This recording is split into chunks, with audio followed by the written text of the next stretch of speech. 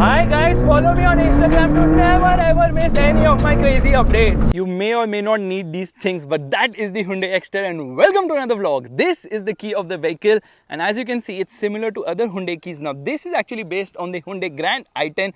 You can call it the jacked up version of the Hyundai Grand i10, the same platform as the Grand i10 Neos as well as the Aura, and this car is priced from rupees 7.13 lakhs all the way till 12.08 lakhs. So this is the top trim, 12.08 lakhs, 1 lakh more for the AMT between the top variants. I mean, that is the price difference as such.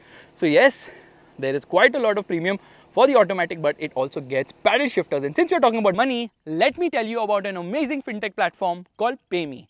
It's a RBI registered NBFC into digital lending, which offers attractive discounts and interest rates with complete digital onboarding and easy repayments. Taking loan from PayMe requires minimum KYC and can be availed without any collaterals. The approval is instant. PayMe is fully compliant with recent RBI digital lending guidelines. Check the link in the description to know more. Coming back to the Exter, the design is a bit quirky to me because Hyundai has put this parametric design here. Exter boldly written right there. The Hyundai logo is growing in size all the time.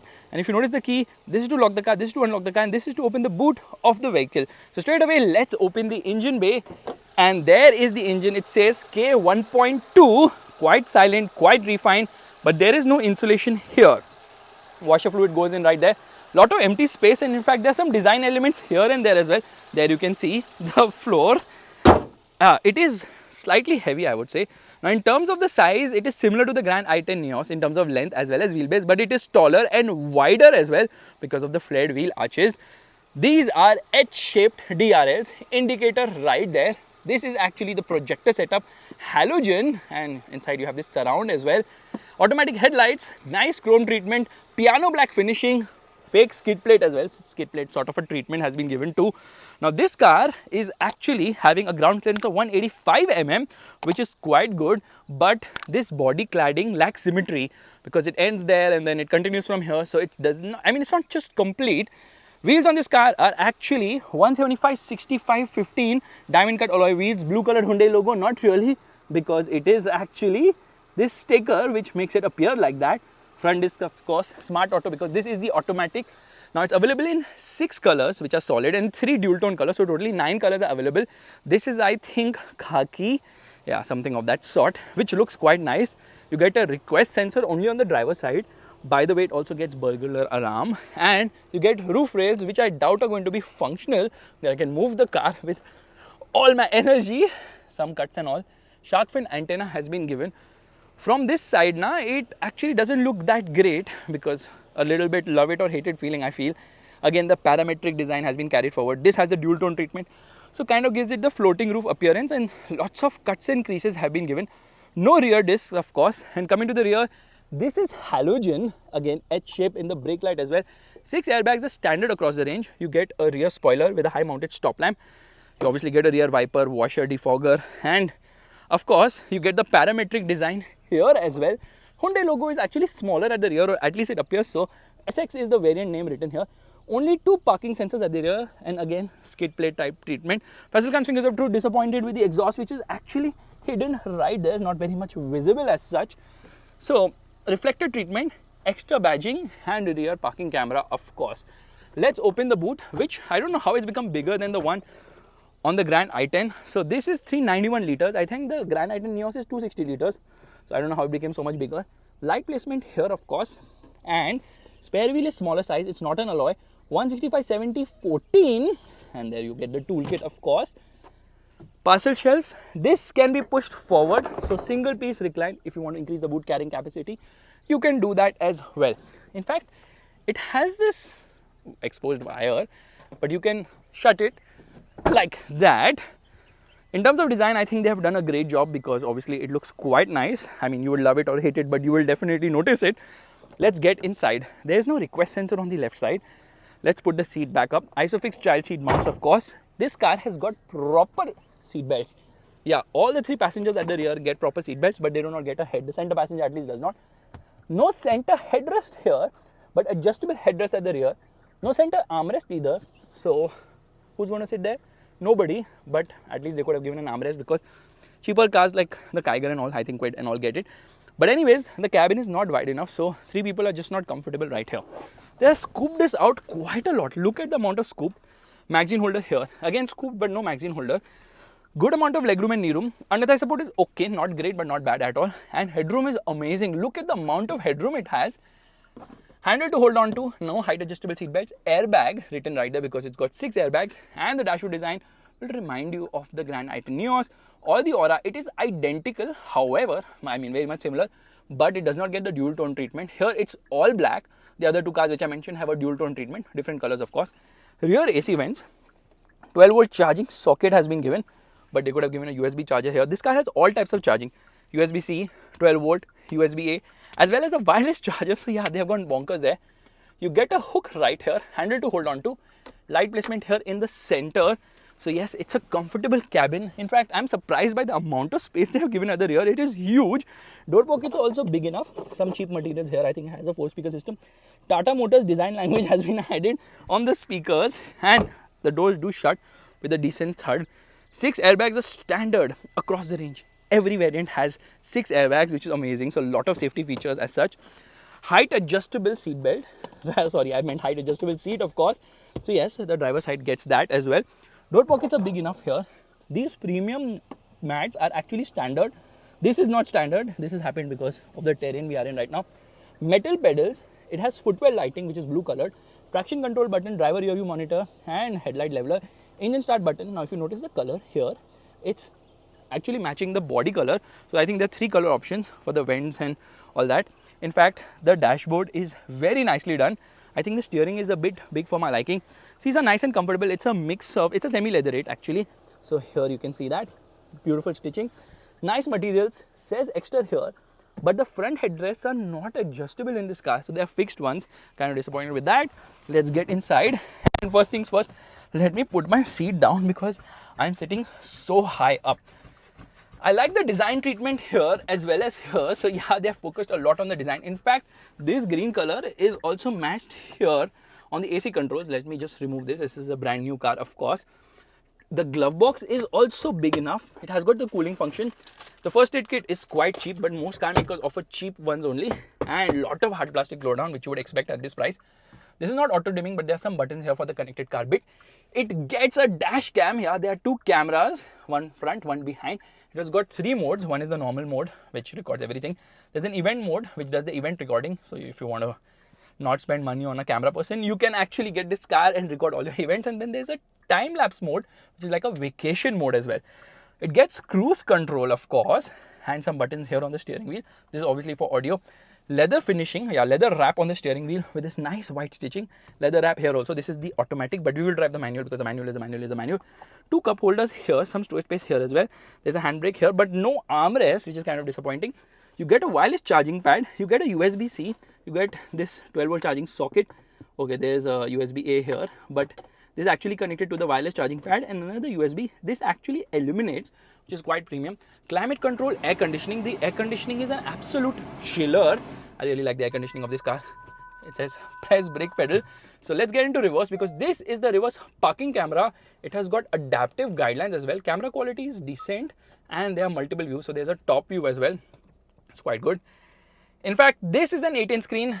There's a 4.2-inch MID right here, which shows you plenty of information. So yes, it gives you the vehicle details in the sense of how many kilometers you have driven, and then you have a compass as well as a tire pressure monitor, and everything seems digital, but these colors actually change. So here you get into the settings, there is vehicle, and I can get into cluster. I can change the colors. So there are 3 colors on offer. One is of course this blue one, then there's this red one, and then there is this sort of teal color as well. So it's a good thing that you get the option of actually changing colors. You obviously get CarPlay and Android Auto connectivity, Apple CarPlay and Android Auto connectivity. It gets inbuilt navigation, which is quite nice. A lot of segment first features in this car. Let's get out from here. Interesting bit is that it has got sounds of nature. Yeah, sailing ship, city at dawn, outer space communication that Elon Musk uses, a rainy day, moment of meditation, not medication, warm fireplace, lively forest and all that. So yeah, it has got all of this as well. Let's listen to some audio.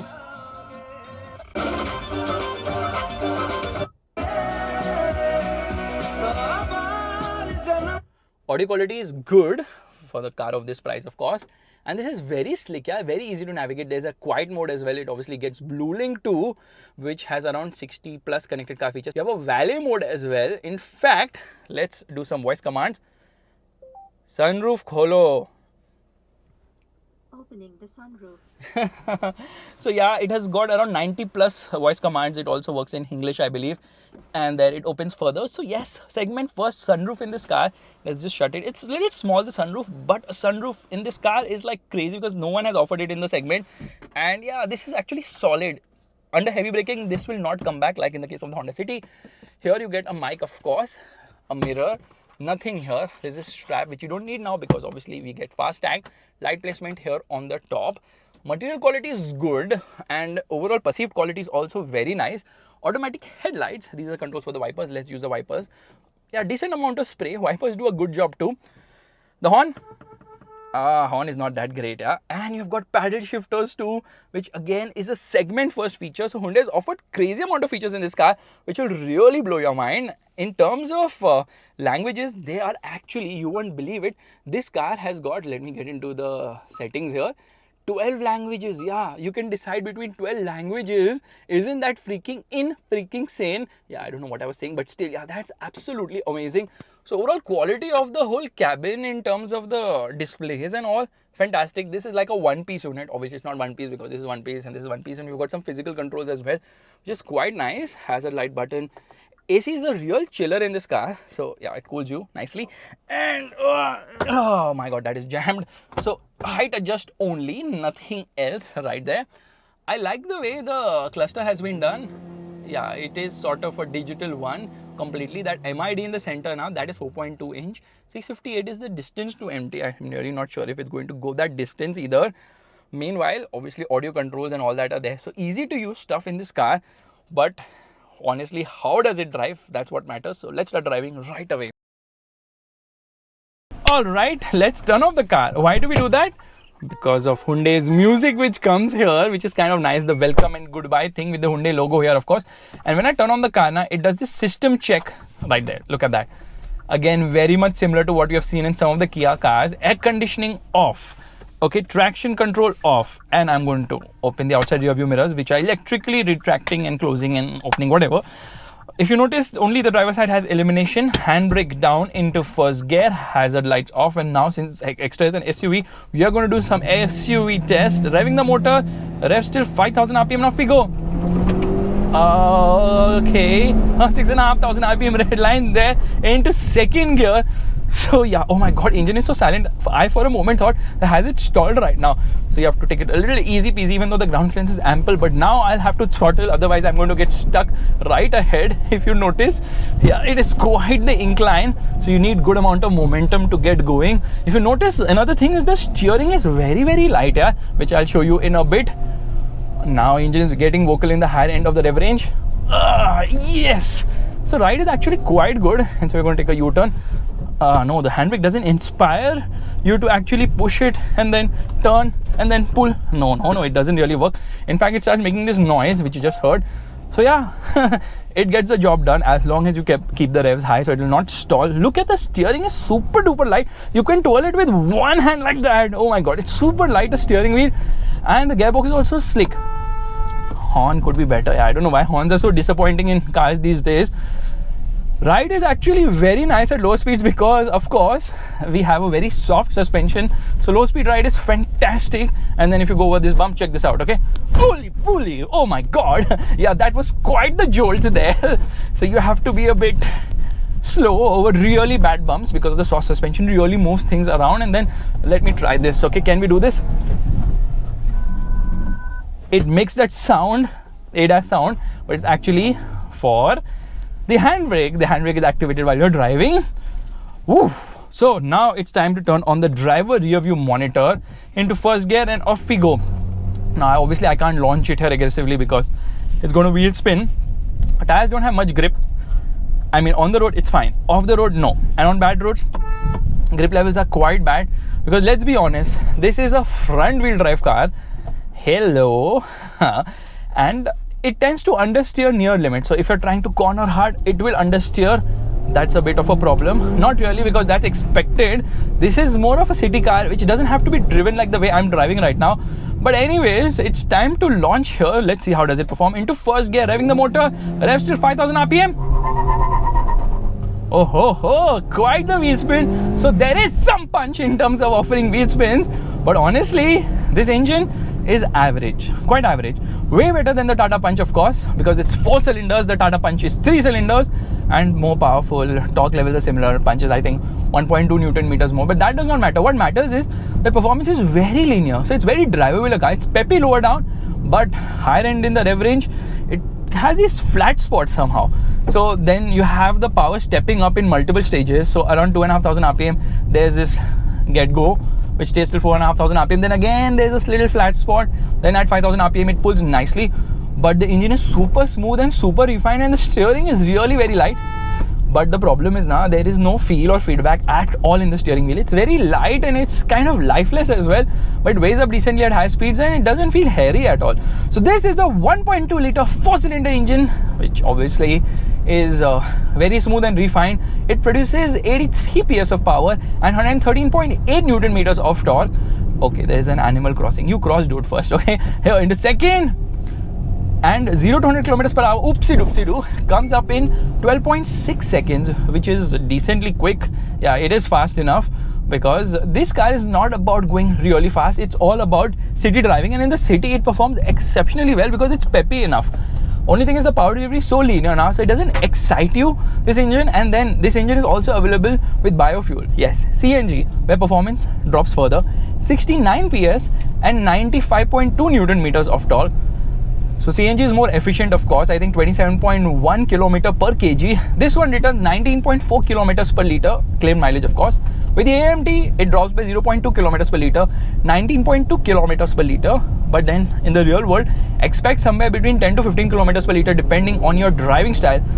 The gearbox is so light now, it's absolutely crazy. Super duper light a gearbox, yeah. This gearbox doesn't have any feel as such. Only thing is in 4th gear now, there's this slight notchy feel. Otherwise, it's a very smooth gearbox, very smooth shifting. And now let's cross, and then time for some water splash. Whoa, ho, ho, ho, ho. That was fun. I've dirtied the car really badly. It drives very much like the Grand i10 Neos. Of course, the same platform, ground clearance is slightly higher, which doesn't bode really well in terms of the oopsie-doo. In terms of the sound it produces at higher speeds, because yeah, wind noise is slightly more.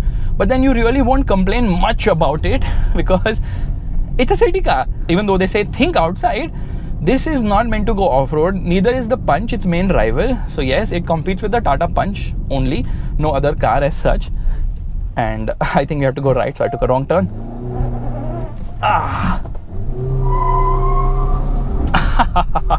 So this car has got ESC, it has got VSM, vehicle stability management, it's got hill start assist. So all these features are there. So they've really loaded the car with a ton of features, which begs the question, how safe is the car? And I'm sure most of you are bothered about the safety of this car. So let me tell you what Hyundai exactly said in the presentation. They said that under the new G NCAP protocols, a car has to have 6 airbags and ESC to get the full 5-star rating. And currently, no car is compliant with that, because no car offers 6 airbags in the segment. Talking about the Tata Punch, talking about the Citroen C3, which yesterday got 0 freaking stars in Latin NCAP. And then there's the Maruti Ignis, who everyone has forgotten about, including Maruti Suzuki themselves.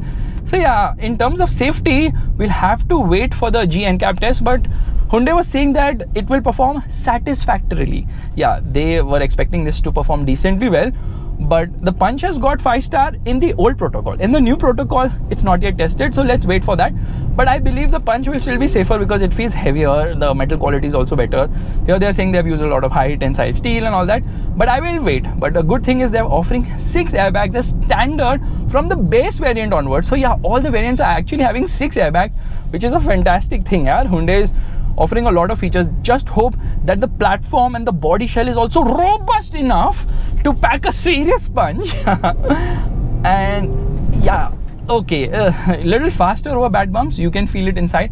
High speed stability is decent. It's not great, it's not bad either, but honestly, if you're looking to buy this car, you will not care about high speed stability. You will care about the features, and they have gone crazy, offering so many features in this car. And off we go. See the 0 to 100 km per hour of this car.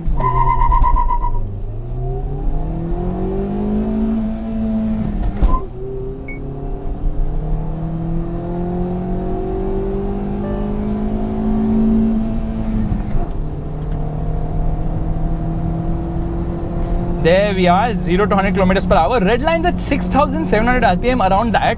So it touches 6,700 and it comes quickly back to 6,500.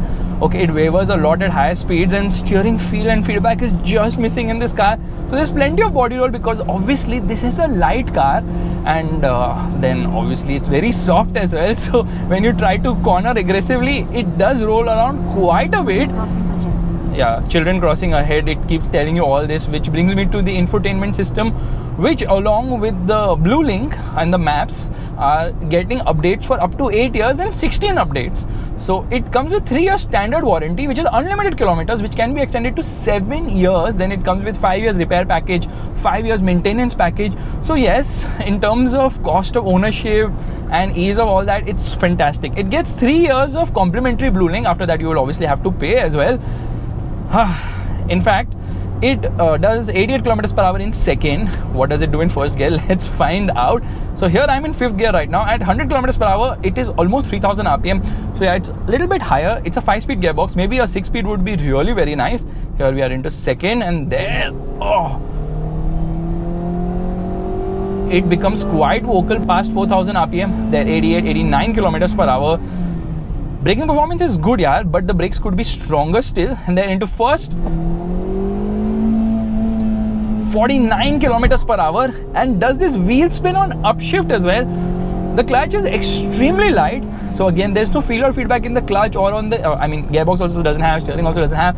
It's a very smooth car, more feature oriented, not really driver oriented or driving oriented, because when you change a lane, it is not that confidence inspiring. But then since it's all about ease of driving and all, why not check out the AMT, because it is so much easier to drive. Here, full onto the throttle, it's a bit slow with shifts of course, but thankfully we've got paddle shifters, and between shifts there is this proper gap because command goes to Koreans approve it, and then only a gear shift happens. But trust me, this kind of a car which is not that great to drive, which is very soft, not engaging, an automatic gearbox makes a lot of sense obviously. And in terms of performance, again, you will not complain about it. Obviously it's slower when compared to the manual, because I think it takes almost 13.5 seconds to go from 0 to 100 kilometers per hour, so 1 second slower. But then the top speed is approximately 160 kilometers per hour. Obviously you will take time to reach there. Now brakes are actually good, but then that last level of feel is missing, and under heavy braking obviously the tires will screech as well. So I will do one thing, I'll actually put it into manual mode and then use the paddles, which are very responsive. So these paddles actually make driving this car way easier, which means that we have to launch it. We're going to come to a halt here, hazard lights on, and